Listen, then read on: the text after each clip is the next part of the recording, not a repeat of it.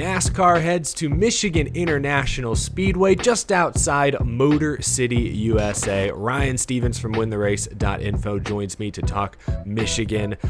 Every time NASCAR races in the Irish Hills, we talk about the manufacturers, how important this race is to Ford, Chevy, and Toyota. Ford has owned the Michigan Cup race the past decade. They've won 9 of the last 10 Michigan races, though it was a Toyota who broke through to end that streak last season. So my first question for you, Ryan, which OEM do you think stands the best shot at collecting the Heritage Trophy on Sunday?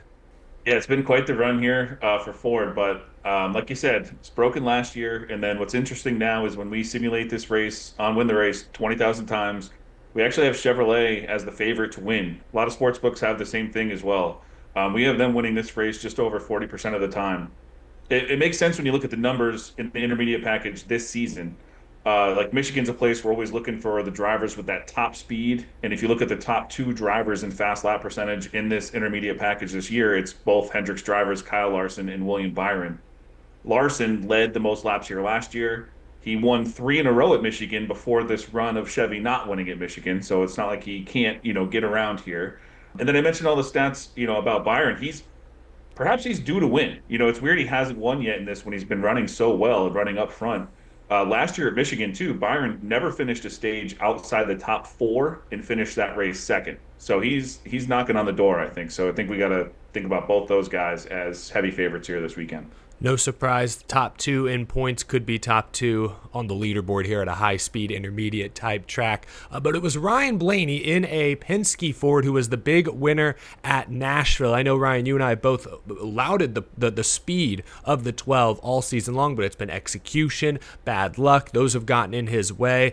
Now that all of Team Penske has a win, including the Wood brothers, are the floodgates open for Ryan Blaney? Could he be a serious threat this Sunday? Yeah, I think everything's working in his favor now. He finally got the win in this package. Like you said, we've been on the speed all year long. And even with that bad luck, it's been very boom or bust. He now leads all drivers with top 5s in 5 of the 8 races in this package. He's the only one with 5 top 5s in those 8 races. Now he gets to go off late in qualifying again, put himself in a great spot to repeat what he did last week. When you look at the incident-adjusted speed on Win the Race, there's a clear top tier of 4 drivers. Larson and Byron, who we just mentioned. Then they're joined by Ryan Blaney, and Tyler Reddick rounds that out.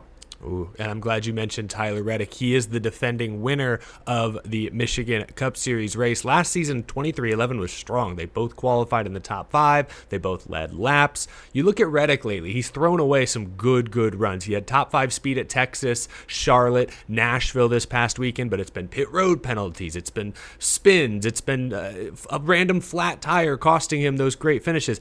But can Tyler Reddick put everything together this weekend at Michigan? What do you think?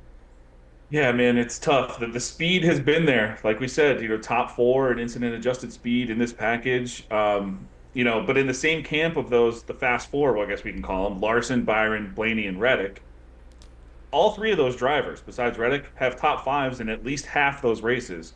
Tyler Reddick has 1 top 5 finish to show for it, which is just crazy when he's been, top 4 in speed all year in this package.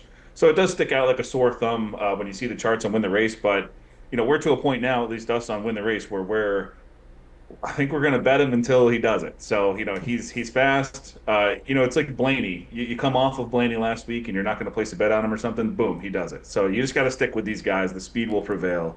I do like Reddick this weekend. Solid stuff. RFK Racing is a team that needs a big weekend. They might be headed to the right place, though. Chris Buescher, Ryan Preece, we know are on the playoff bubble. Brad Keselowski's outside the top 30 in points, but he's shown some improved speed the past few weeks.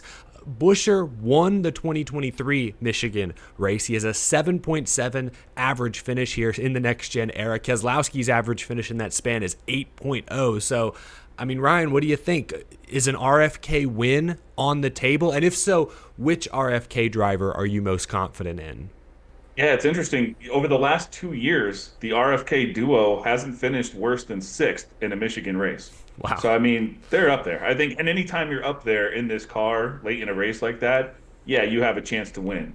I'd be most interested in Buescher just for a few reasons. One, you mentioned that win, so he's proven he can do it here. He goes off later than all his teammates in qualifying. That's proven to be very sticky this year as something that's, what you want. It's all those guys are qualifying closer. We actually had someone in our Discord do the math on it. And I think the average position going off in qualifying that's winning the pole in this package is 30th. So you want to be going off late, and Buescher's going off later than his other guys. But then he has the highest incident adjusted speed that I keep mentioning of the three RFK drivers. So yeah, I'd like to just follow the speed going off late in qualifying. Give me Buescher here of that trio. Yeah, he has proven it. We know Roush, very strong here at Michigan for decades. It's not just a next-gen thing. They always bring it here in Jack Roush's backyard, and I guess Brad Keselowski's backyard. So a home race for Brad. Also a home race for Carson Hocevar. A lot of Michigan drivers in this field. I'm following Carson closely because you look at the recent results. Second at Nashville, obviously. He was running second at Charlotte when the engine let go, and then just last night at Berlin Raceway, he got the win in a late model event. Hocevar reminds me a lot of Kyle Larson when he was early in his career at Chip Ganassi Racing, and you mentioned earlier, Larson won a few of these Michigan races when he was with Chip Ganassi Racing. That's where he got his first win back in 2016. So is there a chance Carson Hocevar this weekend could follow in Larson's footsteps and also get his first win at MIS? Yeah, those of your listeners who have been following this segment all year long know that we've been on Hocevar for a while now as well. I don't want to stop now. Like you said, he's kind of on a roll here. Last year at Michigan too, he started 11th, finished 10th. So he was up there, and he has way more speed than that right now than he had last year.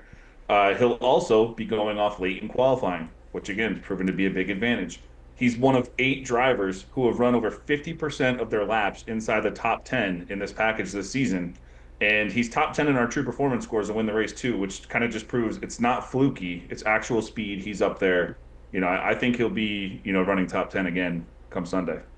Just has to stay away from the 47 car, apparently. Although I think that also plays to Hocevar's strength. Says you're likely not gonna face any payback at Michigan with speeds close to 200 miles per hour. Yeah, Stenhouse is gonna have to catch him first, so we'll see what happens. It's a great point. Great point. Who have we not mentioned, Ryan? I don't think we've mentioned the Joe Gibbs Racing camp.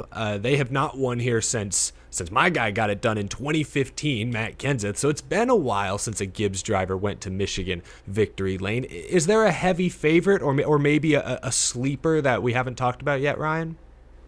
Yeah, I'll mention 2. One JGR guy, and then I'll mention a former JGR guy as well, who has more of a long shot. When I talked about like the fast 4, it's kind of turning into a fast 5 now with Denny Hamlin creeping back up in there with a lot of speed lately in this package. We've seen him battling for the leads and stuff. So I think Denny can't be counted out here. And for a sleeper, how about another home track guy, Eric Jones? After practice and qualifying last week, I wrote about Eric Jones as one of my favorite, DFS plays of the week.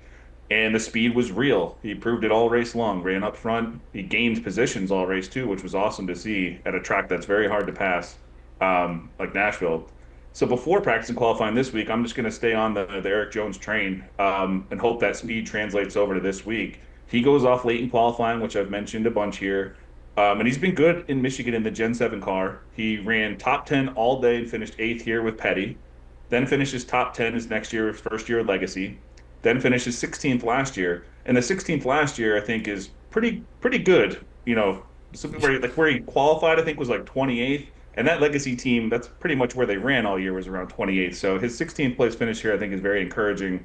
And then if he can bring that speed, like I said, from last week over to this week, be a really cool storyline, like you and I were talking about, if, Carson Hocevar, hometown kid, can get his first win, or Legacy can get their first win for Jimmy Johnson, and, Eric Jones, another hometown kid. So cool storylines this weekend. It'll be a lot of fun to watch, and I really do hope Jones brings the speed. Yeah, I was looking at those Jones numbers earlier. He's earned stage points in each of the last 3 Michigan races, so certainly one to watch. Yeah, I love narratives, and can you imagine if we have a Ford, Chevy, and Toyota, Keslowski, Hocevar, Jones, 3 Michigan guys who all desperately need to win to make the playoffs.